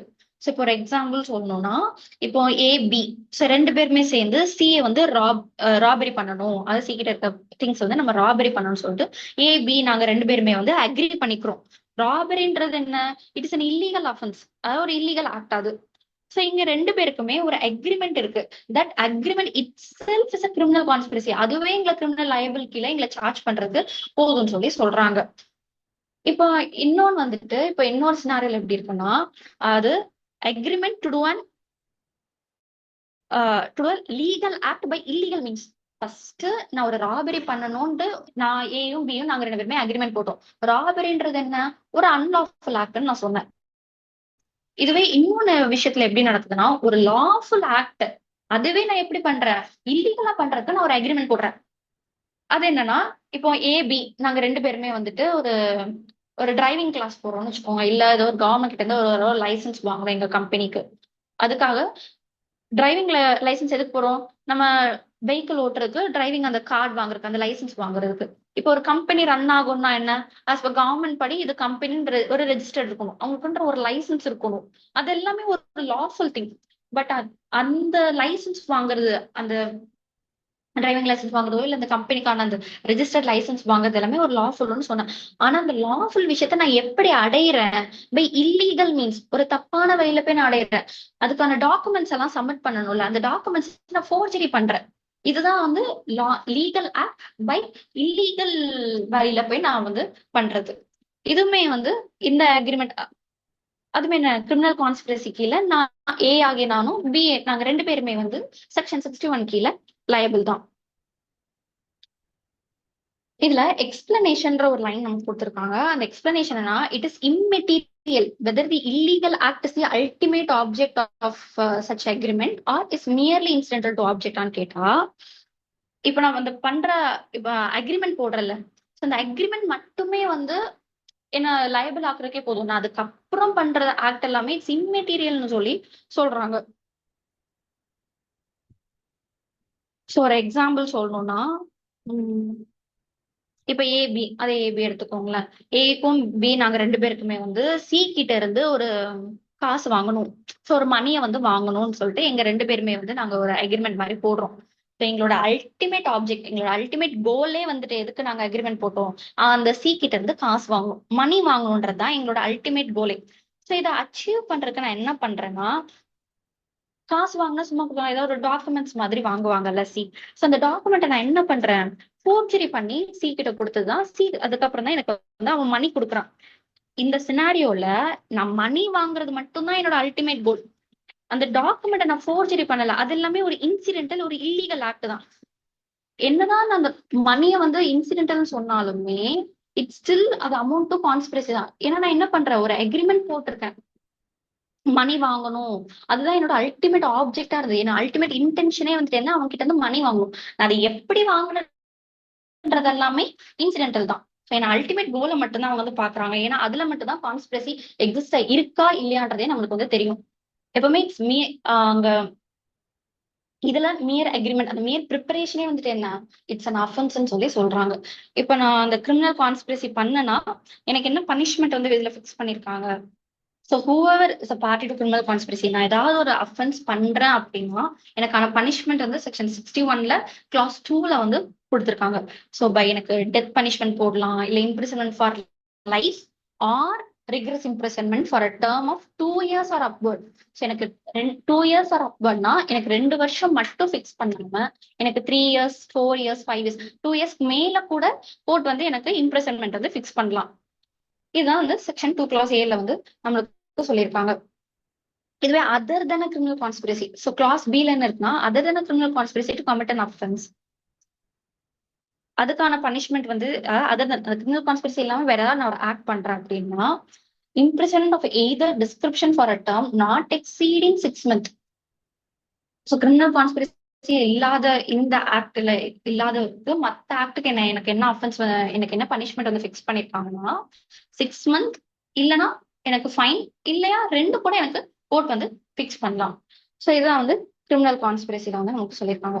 ஸோ பேசிக்கா கிரிமினல் கான்ஸ்பிரசி பண்றதுக்கு அது அக்ரிமெண்ட் இருந்தாலே போதும். அதே ஒரு எசென்ஷியலான ஒரு விஷயம் என்ன, கிரிமினல் லைபிலிட்டியில என்ன கொண்டு வரதுக்கு. ஸோ இதுல Khehar Singh and others versus state Delhi administration இந்த கேஸ்ல வந்து என்ன சொல்லியிருக்காங்கன்னா, the court has held that most important ingredient, ஒரு கிரிமினல் கான்ஸ்பிரசின்ற அஃபென்ஸ்க்கு ஒரு இம்பார்ட்டன்ட் இன்கிரீடியன்ட்டே இந்த சுப்ரீம் கோர்ட் என்ன சொல்றாங்கன்னா அக்ரிமெண்ட் தான். அந்த ஏக்கும் பிக்கும் நடுவில் இருக்க அந்த அக்ரிமெண்ட் தான் வந்து ஒரு இம்பார்ட்டன்ட் இன்கிரீடியன்ட் அவங்கள லயபிளா சார்ஜ் பண்றதுக்கு அப்படின்னு சொல்லி சொல்றாங்க. நெக்ஸ்ட் ஸோ இதுல வந்துட்டு என்னன்னா Ram Narain versus CBI. So இதுலயுமே கோர்ட் வந்து என்ன சொல்றாங்கன்னா மியர் ப்ரூஃப் ஆஃப் அக்ரிமெண்ட். ஸோ அந்த அன்லாஃபுல் ஆக்ட பண்றதுக்காக, அந்த அன்லாஃபுல் ஒரு அஃபென்ஸை பண்றதுக்கு அதுல அக்ரிமெண்ட் இருந்தாலே போதும், மியர் ப்ரூஃப் இருந்தாலே போதும் அவங்கள நம்ம section 120B they are criminally லயபிள்னு சொல்றதுக்கு அப்படின்னு சொல்லிட்டு சொன்னதுதான் ராம் நரேன் வெர்சஸ் சிபிஐன்ற கேஸ். ஸோ நெக்ஸ்ட் வந்துட்டு ட்ரிஃபிள்ஸ். ஸோ ட்ரிஃபிள்ஸ்ன்றது என்னன்னா ஒரு ஸ்லைட் ஹார்ம், சரிங்களா. ஸோ ட்ரிபிள்ஸ் வந்து நம்மளுக்கு இருக்கு செக்ஷன் 33 ஆஃப் பிஎன்எஸ்லயும் அண்ட் செக்ஷன் 95 ஆஃப் தி ஐபிசிலையும் வந்து சொல்லியிருக்காங்க. ஸோ அதாவது மினிமலா நான் அது சின்னதா ஒரு ஆக்ட் பண்ணிட்டேன், அதாவது ட்ரிபிள்ஸ் ஒரு ஸ்லைட் ஹார்ம். இந்த டி மினிமஸ் நான் கியூரட்லெக்ஸ்ன்ற ஒரு மேக்ஸிம் நம்ம படிச்சிருப்போம்ல. அதாவது இப்ப ஒரு பிஏ வந்து இப்ப என் ஃப்ரெண்டையோ எடுத்துக்கோங்களேன், அந்த ஃப்ரெண்ட் நான் என்ன பண்றேன், அந்த பீன்ற ஒரு பர்சனை சின்னதா லைட்டா சும்மா அடிச்சிட்டேன், சும்மா கண்ணத்துல ஏதோ சும்மா என் கை வச்சு அடிச்சிட்டேன், இல்ல புக்கை வச்சு சும்மா மண்டியில லைட்டா தான் அடிச்சேன். அவனுக்கு வந்து ஒரு கிரேட்டர் ஹார்ம் காஸ் பண்ணுன்ற இன்டென்ஷன்லாம் எனக்கு சின்னதா தான் நான் அடிச்சிருக்கேன். இதெல்லாமே ஐபிசிக்கு என்ன சொல்றாங்க, these are all things it's not considered as an அஃபென்ஸா கன்சிடர் பண்ண மாட்டோம் அப்படின்னு சொல்லிதான் ஐபிசி அண்ட் பிஎன்எஸ்கில செக்ஷன் 33 அண்ட் 95 வந்து நமக்கு இதை சொல்லியிருக்காங்க. இவ்வளவுதான் நான் இன்ட்ரோடக்ஷன் டு ஐபிசி. சரி, அப்ப அந்த லாஸ்ட் கிளாஸோட உங்களுக்கு ஓவராலா என்னென்ன எடுத்தேன், இன்னைக்கு என்னன்ற பார்த்தோன்றது ஒரு ஜிஸ்ட் மாதிரி நான் உங்களுக்கு சொல்லிடுறேன். ஸோ ஃபர்ஸ்ட் லாஸ்ட் கிளாஸ்ல நம்ம என்ன பார்த்தோம், ஒரு இன்ட்ரோடக்ஷன் டு ஐபிசி தானே பார்த்துட்டு இருக்கோம் இவ்வளவு நேரம். ஐபிசி எப்படி எவால்வ் ஆச்சு, ஸோ அது யார் கொண்டு வந்தாங்க, அதோட எஸ்டாப்ளிஷ்மெண்ட் எப்படி வந்தது, ஆனா ஐபிசி வர்றதுக்கு முன்னாடி இப்ப நான் ஏதாவது ஒரு கிரைம் பண்ணனா அதை என்ன எப்படி கவர்ன் பண்ணிட்டு இருந்தாங்க, எப்படி என்ன சார்ஜ் பண்றாங்கன்றத பார்த்தோம். ஸோ ப்ரீ அந்த ஐபிசிக்கு பீரியட் வர்றதுக்கு முன்னாடி எப்படி இருந்தது, மனுஸ்மிருதியை வச்சு நான் பண்ற அஃபென்ஸ் எல்லாமே இட்ஸ் அன் அஃபென்ஸா இல்லையான்றது குறிக்கிறதுக்கு மனுஸ்மிருதி இருந்துச்சு. அதுக்கப்புறம் முஸ்லிம் பீரியட் வந்ததுக்கு அப்புறம் புராண பேஸ் பண்ணி அந்த கிரைமை வந்து கவர்ன் பண்ணிட்டு இருந்தாங்க. பிரிட்டிஷ் வந்ததுக்கு அப்புறம் என்ன பண்ணாங்க, இங்கிலீஷ் லா வச்சு கவர்ன் பண்ணிட்டு இருந்தாங்க. ஸோ ஒரு ஒரு பிளேஸ்ல ஒரு ஒரு லாஸ் இருந்தது. ஸோ 1833க்கு அப்புறம் தான் லார்ட் மெக்காலேன்ற ஒரு பர்சன் வந்ததுக்கு அப்புறம் தான் ஃபர்ஸ்ட் லா கமிஷன்ன்றத ஒரு உருவாக்கி ஐபிசி வந்து நம்ம கொண்டு வரணும். ஸோ அது இந்தியாவில் இருக்க எல்லா பர்சனுக்குமே ஒரு கோடிஃபைடான ஒரு பீனல் லா, அதாவது ஒரு யூனிக் பீனல் லாஸ் கொண்டு வரணும்னு சொல்லிட்டு லார்ட் மெக்காலே தான் கொண்டு வர ஆரம்பிச்சாங்க. ஸோ அந்த கமிஷன் ஐபிசி எல்லாமே டிராஃப்ட் பண்ணி பில்லா 1860ல பாஸ் பண்ணி, ஆனா அது எப்போ என்ஃபோர்ஸ்மெண்ட் வர ஆரம்பிச்சது? 1862ல தான் வர ஆரம்பிச்சது. நம்மளுக்கு பிஎன்எஸ் எப்போ என்ஃபோர்ஸ்மெண்ட் வர ஆரம்பிச்சது? ஜூலை 1, 2024ல வந்தது. 25th December 2023 அன்னைக்கே வந்துடுச்சேன்னு கேட்டா, அன்னைக்கு நமக்கு என்ஃபோர்ஸ்மெண்ட்ல வரல. அன்னைக்கு நம்மளுக்கு பிரசிடென்ட்டோட அசன்ட் தான் பிஎன்எஸ் வந்து வாங்கியிருக்கு. அது எப்போ நடைமுறைக்கு வர ஆரம்பிச்சதுன்னா 1st July 2024ல தான் நடைமுறைக்கு வந்தது. ஐபிசி 1st January 1862ல அது நடைமுறைக்கு வந்தது. ஸோ ஐபிசியை ஃபுல்லா ரீப்ளேஸ் பண்ணி தான் 2024 ஜூலைல பிஎன்எஸ் வந்து நடைமுறைக்கு வர ஆரம்பிச்சதுன்றத பார்த்தோம். ஸோ அதுக்கப்புறம் ஐபிசின்றது ஒரு ஆப்ஜெக்டிவ் என்ன? இது வந்து ஜென்ரலா எல்லாருக்குமே அப்ளிகபிள் ஆகும். இரஸ்பெக்ட் ஆஃப் என்ன பர்சனா வேணாலும் அவங்க இருக்கலாம், வெதர் அவங்க மேலோ ஃபீமேலா இருக்கலாம், இல்ல எந்த ஸ்டேட்டஸ் அப்பர் கிளாஸ் இல்ல லோவர் கிளாஸ் இல்ல மிடில் கிளாஸ் யாரா வேணாலும் இருக்கலாம். ஸோ நீ ஐபிசில ஏதோ ஒரு அஃபென்ஸை நீ பண்ணனா அதை அஃபென்ஸ்ன்னு சொல்றதுக்கு நீ இவங்க பண்ணா மட்டும்தான் ஐபிசி படி அது அஃபென்ஸ், அவங்க பண்ணாதான் அது ஐபிசி படி அஃபென்ஸ் இல்ல. யார் பண்ணாலும் அஃபென்ஸ்ன்னு சொல்றதுதான் ஐபிசி. அண்ட் இது ஐபிசி எவ்வளவு தூரத்துக்கு அப்ளிகபிள் ஆகும்னு கேட்டீங்கன்னா, ஹோல் இந்தியா.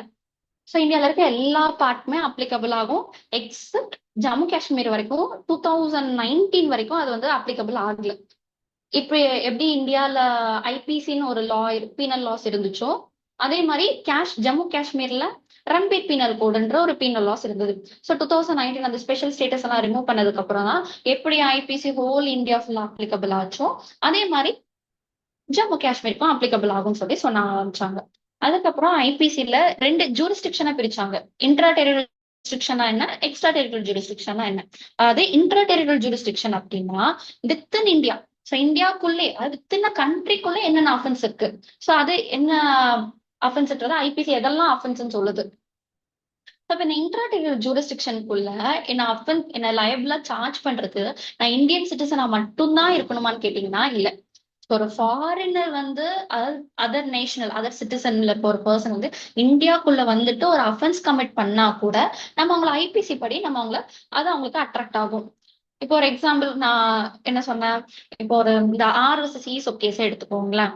அவங்க வந்து பாகத்ன்ற ஒரு நேட்டு, ஸோ வந்து வேற ஒரு கண்ட்ரியோட சிட்டிசன், அவங்க இந்தியால வந்து ஒரு அன்நேச்சுரல் அஃபென்ஸை கமிட் பண்றாங்க. அந்த பர்சன் என்ன சொல்றான், நான் வந்து இந்தியன் சிட்டிசனே இல்ல, நீங்க என்ன ஐபிசி படி நீங்க என்ன சார்ஜ் பண்ண முடியாது, ஸோ எனக்கு வந்து ஐபிசி ப்ரொவிஷன் அட்ராக்ட் ஆகணும்னா அந்த பர்சன் சொல்ல முடியாது. ஏன்னா ஐபிசில என்ன இருக்கு, எந்த சிட்டிசனா இருந்தாலும் பரவாயில்ல, அஃபென்ஸ் பண்ண பிளேஸ் எங்க இந்தியால, ஸோ அப்ப ஐபிசி உங்களுக்கு லயபிள் ஆகும்னு சொல்லிட்டு ஐபிசிலேயே சொல்லியிருக்காங்க.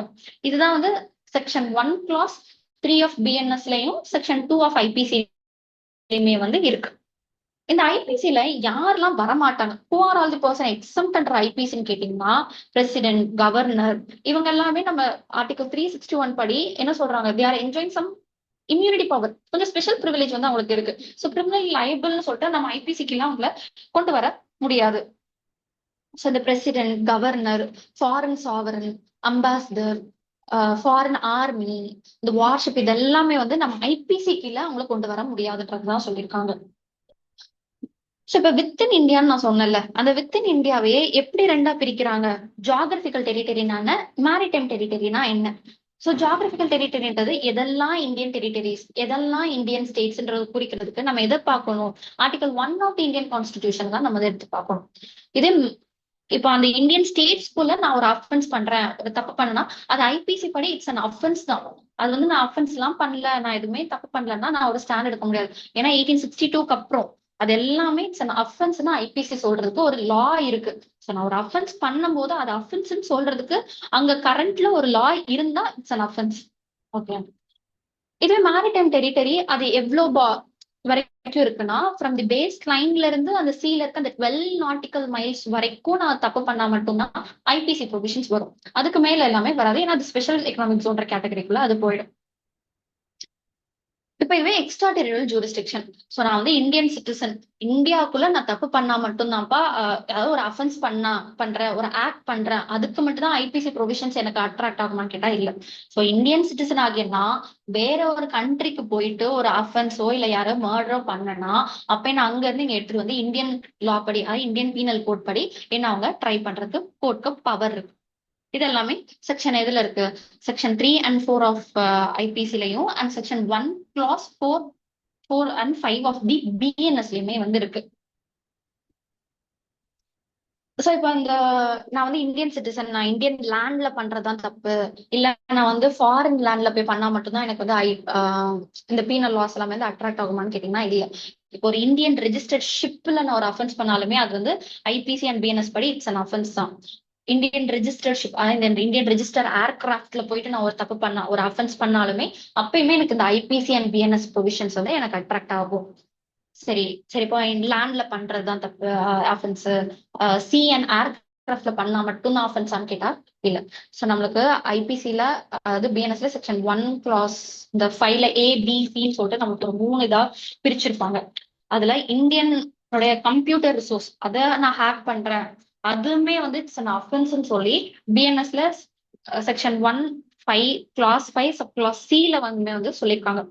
Any person in any place without and beyond India committing an offence targeting a computer resource located in இந்தியால இருக்க கம்ப்யூட்டர் ரிசோர்ஸை நீங்க டார்கெட் பண்ணி ஒரு அஃபென்ஸ் பண்ணாலுமே நீங்க பிஎன்எஸ் படி அஃபென்ஸ் பண்ணிருக்கீங்க அண்ட் பிஎன்எஸ் ப்ரொவிஷன்ஸ் வந்து உங்களுக்கு அப்ளிகபிள் ஆகும்னு சொன்னதுதான் இந்த intra territorial jurisdiction, extra territorial jurisdiction. So அதுக்கடுத்து நம்ம என்ன பார்த்தோம்? ஸ்ட்ரக்சர் ஆஃப் செக்ஷன் பார்த்தோம். அது ஐபிசில ஸோ அது வந்து ஒரு ஓவர பீரியட் ஒரு செஞ்சுரி, ஸோ அது ரொம்ப நாளைக்கு ஒரு 100 செஞ்சுரி கிட்ட வந்து ஐபிசி வந்து ப்ரிவைலிங்ல இருந்திருக்கு. ஸோ அதுல எவ்வளவு செக்ஷன்ஸ் இருந்தது? 511 செக்ஷன் இன் 23 சாப்டர்ஸா நம்மளுக்கு அதை டிவைட் பண்ணி சொல்லியிருந்தாங்க. அது எல்லாமே பிஎன்எஸ்ல இப்ப எவ்வளவு செக்ஷன்ஸ் நமக்கு இருக்கு? செக்ஷன் 358 செக்ஷன் இன் 20 சாப்டர்ஸ்ல கொண்டு வந்திருக்காங்க.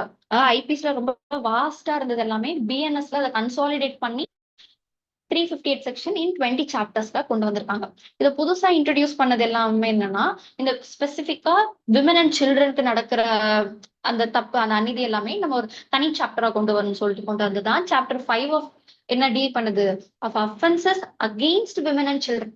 விமன் அண்ட் சில்ட்ரனுக்கு அகெயின்ஸ்ட் இருக்க அஃபென்சஸ் எல்லாமே சாப்டர் 5ல வந்து நமக்கு கொண்டு வந்திருக்காங்க. அந்த அபேட்மெண்ட், கிரிமினல் கான்ஸ்பிரசினா என்ன, அட்டம் என்ன, இதெல்லாமே தனித்தனியா இருந்தது எல்லாமே சாப்டர் 4. அதுல எல்லாமே ஒரே சாப்டர் கீழே கொண்டு வந்துட்டாங்க. இப்ப இந்த டெக்காயிட்டி எல்லாமே தனியா இருந்தது, கிட்னாப்பிங் எல்லாமே தனித்தனியா ஒரு செக்ஷன்ஸா இருந்தது. பிஎன்எஸ்ல அது எல்லாமே கன்சாலிடேட் பண்ணி ஒரே செக்ஷன்ஸ் போல நமக்கு அதை கொண்டு வந்திருக்காங்க. சோ இதுதான் ஸ்ட்ரக்சர் ஆஃப் ஐபிசி விசஸ் பிஎன்எஸ்ன்றத நம்ம பார்த்தோம். சோ அதுக்கடுத்து என்ன பார்த்தோம்? கிரைம். சோ ஐபிசி படி எதெல்லாம் கிரைம், எதை ஒரு அஃபென்ஸ் சொல்றாங்க, அந்த கிரைம் நடக்கிறதுக்கு அதுக்கு என்ன ப்ராசஸ் இருக்கணும், அதுக்கு என்ன எலமெண்ட்ஸ் இருக்கணும், என்ன ஸ்டேஜஸ் இருக்கணும்ன்றத பார்த்தோம். சோ ஒரு கிரைம் நான் பண்றதுக்கு எப்படி வேணாலும் இருக்கலாம். என்னோட போதுமான அளவுக்கு எனக்கு எஜுகேஷன் குவாலிஃபிகேஷன் இல்லாம இருக்கலாம், இல்ல என்னோட ஃபேமிலி பேக்ரவுண்ட் ஸ்டேட்டஸ் ஒழுங்கா இல்லாம இருக்கலாம். அதனால ஏதோ ஒரு கிரைம் பண்ணாலுமே நான் வந்து இப்போ ஒரு டிஃபென்ஸ் எடுக்க முடியாது. நான் வந்து போதுமான அளவுக்கு நான் படிக்கல, என் ஃபேமிலி பேக்ரவுண்ட் வந்து அவ்வளவு ஒரு குட் ஃபேமிலி இல்லை, அதனாலதான் தப்பு பண்ணிட்டேன் அப்படின்லாம் நான் சொல்ல முடியாது. ஸோ நான் ஒரு கிரைம் பண்றது எனக்கு அவங்க ஒரு இன்டென்ஷனோ ஒரு நாலேஜ், அதாவது மென்ஸ்ரியா பிளஸ் ஆக்டர்ஸ்ரியா ரெண்டுமே இருந்தாலே போதும் என்ன நான் கிரைம் பண்ணிருக்கேன்னு சொல்றதுக்கு. இப்போ வெறும் ஆக்டர்ஸ் மட்டும் தான் நான் பண்ணியிருக்கேன், அதாவது நான் பிசிக்கலா ஒரு ஆக்ட் மட்டும் தான் நான் பண்ணியிருக்கேன், மென்ஸ்ரியாவே அங்க இல்லை, அப்போ நான் அங்க ஏதாவது ஒரு அஃபென்ஸ் பண்ணிருக்கேனான்னு கேட்டா கிடையாது. இப்ப நான் ஒரு கிரைம் பண்றதுக்கு ரெண்டுமே இருக்கணும், எனக்குள்ள அந்த ஈவல் இன்டென்ஷன், எனக்குள்ள அந்த கில்ட்டி மைண்டும் இருக்கணும், அது ரிசல்ட்டா தான் நான் ஒரு ஆக்சுவல் அஃபென்ஸையுமே நாங்க கமிட் பண்ணிருக்கோம்னு சொல்லி சொல்றாங்க. சோ இதுக்குமே நம்ம என்ன மேக்ஸிமம் பார்த்தோம்? ஆக்டர்ஸ் நான் ஃபெசிட் ரியம், ஆக்டர்ஸ் நான் ஃபெசிட் நெசி மென் சிட் ரியான்றத மேக்ஸிமம் நம்ம பார்த்தோம். அதுக்கப்புறம் ஒரு டிஃபரன்ஸ் பிட்வீன் பார்த்தோமா? ஸோ அதாவது இன்டென்ஷன்னா என்ன, கிரைம்னா என்ன, மோட்டிவ்னா என்ன, நாலேஜ்னா என்ன, இதெல்லாமே ஒரு லைன் உங்களுக்கு எக்ஸ்பிளைன் பண்ணணும்னா, இப்ப இன்டென்ஷன்றது இப்ப எனக்கு பிஏ வந்து ஷூட் பண்ணணும், சோ பிஏ வந்து நான் மர்டர் பண்ணணும், எனக்கு வந்து பிட் பாக்கெட் அடிக்கணும்ன்றது எல்லாமே இட்ஸ் அன் இன்டென்ஷன், எனக்கு அதுக்கான இன்டென்ஷன் மட்டும்தான் இருக்கு. மோட்டிவ் எப்போன்னா, இப்ப பி வந்து என்ன ரொம்ப நாளைக்கு ஒரு 4-5 months இல்ல ஒரு 1 year வந்து அவங்க என்ன அந்த ஆபீஸ்ல வந்து என்ன இன்சல்ட் பண்ணிட்டே இருக்கான், எனக்கு என் வேலையில எனக்கு வந்து அவன் ரொம்ப இடைஞ்சலா இருக்கான். நான் வந்து அவனை கொலை பண்ணணும், எனக்கு மர்டர் பண்ணணும்ன்ற இன்டென்ஷனோட நான் போய் பண்றதுக்கு பேர் தான் இன்டென்ஷன். ஸோ என்னுடைய அதுக்கடுத்து நாலேஜ் எப்போ வருதுன்னா, இப்ப இன்டென்ஷனா என்ன, இப்ப ஏ வந்து பிஏ கொலை பண்ற இன்டென்ஷன், அதுக்கு மோட்டிவ் வந்து அந்த பல நாள் அவன் இன்சல்ட் பண்ணன்றது ரிஃப்ளெக்ஷன்ல தான் நான் போய் அவனை கொலை பண்ணுன்றது மோட்டிவ். நாலேஜ் எப்போ வரும்னா, இப்போ ஒரு க்ரௌடட் பிளேஸ் எடுத்துக்கோங்களேன். ஸோ ஒரு க்ரௌடட் பிளேஸ்ல ஒரு டாப் பில்டிங்க்கு மேல போய் நான் நின்னுட்டு ஒரு பெரிய கல்லையோ ஏதோ ஒண்ணு நான் தூக்கி கீழே போடுறேன். ஸோ அப்படி போடும்போது என்ன என்ன என்ன ஆகும், அந்த க்ரௌட்ல இருக்க ஒரு பர்சன் மேல கண்டிப்பா அது போய் விழுன்னு தெரியும். அப்படி விழுகிறதுனால ஒரு பர்சன் இறந்துடுவாங்கன்ற நாலேஜும் எனக்கு இருக்கு. அந்த நாலேஜோட நான் பண்றேன். இதுக்கு வந்து நாலேஜ் கீழே வந்து நம்ம கொண்டு வருவோம். கிரைம்னா என்னன்னா, இந்த intention plus motive plus knowledge, இதோட ஃபைனல் ரிசல்ட் தான் அந்த கிரைம். அதாவது ஃபைனலா நான் ஒரு ஆக்ட் பண்றேன், அது எல்லாமே கிரைம்னு சொல்லி சொல்றாங்க. ஸோ ஒரு கிரைம் பண்றதுக்கு என்னென்ன விஷயம்லாம் அதுக்குள்ள இருக்கணும், what are the elements of கிரைம்னு கேட்டீங்கன்னா, ஃபர்ஸ்ட் ஹியூமன் பீயிங் இருக்கணும், அதாவது ஒரு பர்சன் இருக்கணும். பர்சனுக்கான டெஃபினிஷன் நம்ம எதுல பார்த்தோம், செக்ஷன் 11 ஆஃப் ஐபிசிலையும் செக்ஷன் 2/26 ஆஃப் பிஎன்எஸ்லயும் பார்த்தோம். ஸோ அதாவது ஐபிசி வந்ததுக்கு அப்புறம் தான் பர்சன்றது யாருன்ற ஒரு கிளியர் டெஃபினிஷன் கொடுத்தாங்க. ஸோ அதாவது மேன் இல்ல ஒரு விமனா வந்து அவங்க இருக்கணும், ஒரு நேச்சுரல் ஒரு ஜூரிஸ்டிக் பர்சனா மட்டும்தான் இருக்கணுமான்னு கேட்டீங்கன்னா இல்ல. ஸோ ஒரு பாடி ஆஃப் கம்பெனி, ஒரு கார்பரேஷன், அவங்களுமே they are considers a person சொல்லிட்டு நம்மளுக்கு செக்ஷன் 2/26 ஆஃப் பிஎன்எஸ் கீழே கொண்டு வந்திருக்காங்க. ஸோ இப்போ ஐபிசி வர்றதுக்கு முன்னாடி எப்படி இருந்ததுன்னா, ஒரு அனிமல் ஒரு தப்பு பண்ணா கூட சோ அதையுமே ஒரு பர்சனா தான் கன்சிடர் பண்ணாங்க. சோ அதுவுமே அது ஓனரோட லேண்ட் இல்லாம பக்கத்து லேண்ட போய் டேமேஜ் பண்ணா கூட அதோட காதை வெட்டுறது இல்ல அதுக்கு ஏதாவது ஒரு பனிஷ்மெண்ட் கொடுக்குதுன்ற ஒரு ட்ரீட்மெண்ட் வந்து அப்போ இருந்துச்சு. ஆனா ஐபிசி வந்ததுக்கு அப்புறம் தான் என்ன சொன்னாங்கன்னா, பர்சன்றது ஒரு மேன் இல்ல ஒரு விமனா வந்து இருக்கணும், இல்ல ஒரு நேச்சுரல் ஜூரிஸ்டிக் பர்சன் இருக்கணும்ன்ற டெஃபினேஷன் நமக்கு ஐபிசிக்கு அப்புறம் தான் வந்து வர ஆரம்பிச்சது. சோ அதுக்கான நெக்ஸ்ட் ஸ்டேஜ் என்ன, எனக்குள்ள கில்ட்டி மைண்ட் இருக்கணும், நான் பிசிக்கலா ஆக்ட் பண்ணிருக்கணும், அதுக்கான ரிசல்ட் தான் அந்த இன்ஜுரி, ஈவில் கான்சிக்வன்சஸ். சரிங்களா? சோ அதுக்கப்புறம் தான் இன்னைக்கான கிளாஸ்ல வந்து நம்ம பார்த்தோம் ஸ்டேஜஸ் ஆஃப் கிரைம்ல. ஃபர்ஸ்ட் எனக்கு இன்டென்ஷன் இருக்கும், அதுக்கப்புறம் ப்ரிப்பரேஷன் இருக்கணும், அதாவது ப்ரிப்பரேஷன் நான் பண்ணிருக்கணும், அதுக்கப்புறம் நான் ஏதாவது ஒரு அட்டெம்ப்ட் பண்ணிருக்கணும், அந்த அட்டெம்ப்ட் சக்சஸ்ஃபுல் ஆயிடுச்சுன்னா அது கிரைம் ஆயிடும்ன்றத நம்ம இன்னைக்கு பார்த்தோம். அதுக்கான டெஸ்ட் என்னென்ன டெஸ்ட், அதுக்கப்புறம் ஜாயிண்ட் லைபிலிட்டி, அதாவது காமன் இன்டென்ஷன்னா என்ன, சிமிலர் இன்டென்ஷன் என்னன்ற அந்த 3/5 3/6 ஆஃப் தி பிஎன்எஸ் வந்து நம்ம பார்த்தோம். ஸோ ஜென்ரல் எக்ஸப்ஷன்ல மிஸ்டேக் ஆஃப் லா வந்து நம்மளுக்கு செக்ஷன் 14ல இருக்கு. Mistake of mistake of fact, அதுக்கப்புறம் தான் மிஸ்டேக் ஆஃப் லா, அதாவது bound by law, justified by law, section 14 of the BNS and 17 of the பிஎன்எஸ்ன்றதை நம்ம பார்த்தோம். அதுக்கப்புறம் நெசசிட்டினா என்ன, இன்சானிட்டினா என்ன. ஸோ அந்த டைம்ல என்னோட மைண்டை தான் வந்து லா பார்க்கும், அதுக்கு முன்னாடியோ பின்னாடியோ என்னோட மைண்ட் எப்படி இருக்குன்றதெல்லாம் இல்ல. சோ நான் அந்த அஃபென்ஸ் பண்ணும்போது அந்த time of commencement of an அஃபென்ஸ்ல நான் எப்படி இருக்கேன், நான் சேனா இருக்கேனா இன்சேனா இருக்கணும், வெதர் நான் 22 கிலோ நான் டிஃபென்ஸ் என்னால எடுக்க முடியுமா முடியாதான்றதுதான் லா வந்து பார்ப்பாங்க. அதுக்கப்புறம் mistake of fact, mistake of law நான் என்னன்ற டிஃபரன்ஸ் பிட்வீன் பார்த்தோம். அண்ட் ஆக்சிடென்ட்னா என்ன, ஸோ ஒரு கிரேட்டர் ஹார்ம் நான் ப்ரிவென்ட் பண்றதுக்கு நான் ஏதோ சின்ன ஒரு ஹார்ம் பண்ணிட்டேன், அந்த ஹார்ம் பண்றதுக்கு எனக்கு அங்க ஒரு எமர்ஜென்சி சுச்சுவேஷன் இருக்கணும், இல்லாமலாம் நான் போய் பண்ண முடியாது. அதுக்கப்புறம் இன்டாக்சிகேஷன் என்ன, கிரிமினல் கான்ஸ்பிரசினா என்ன, ட்ரிஃபிள்ஸ் என்ன, அதெல்லாமே ஒரு ஸ்லைட் ஹார்ம்ன்றத நம்ம இன்னைக்கு இந்த கிளாஸ்ல பார்த்தோம். ஸோ இதுதான் வந்து இன்ட்ரோடக்ஷன் டு ஐபிசி. ஸோ உங்களுக்கு ஒரு இன்ட்ரடக்ஷன் டு ஐபிசி பிஎன்எஸ்ன்றதை நம்ம இந்த கிளாஸ்ல பார்த்துருக்கோம். ஸோ உங்களுக்கு எல்லாருக்கும் ஒரு கிளியர் ஐடியா, ஒரு பிக்சர் இருக்கும்னு நான் நினைக்கிறேன். ஸோ நெக்ஸ்ட் கிளாஸ்ல நம்ம ஒரு சாப்டர் வைஸா நம்ம போகும்போது உங்களுக்கு இதெல்லாமே கொஞ்சம் ஹெல்ப்ஃபுல்லா இருக்கும்.